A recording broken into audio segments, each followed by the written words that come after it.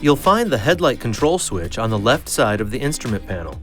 It controls your headlights, parking lights, fog lights, instrument cluster brightness, and interior lighting. Rotate the switch to the first position to activate the parking lights. Rotate to the second position to activate the headlights. You'll find the instrument panel dimmer to the right of the headlight control switch. It adjusts the brightness of your instrument panel. If equipped, you'll find a second dimmer control just left of the instrument panel dimmer. This second dimmer controls ambient light levels inside the cabin. To activate the front fog lights, turn on the parking lights or the low beam headlights, or put the control in the auto position and push in the headlight control switch.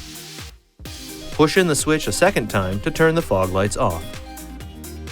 This video is not intended to take the place of your owner's manual.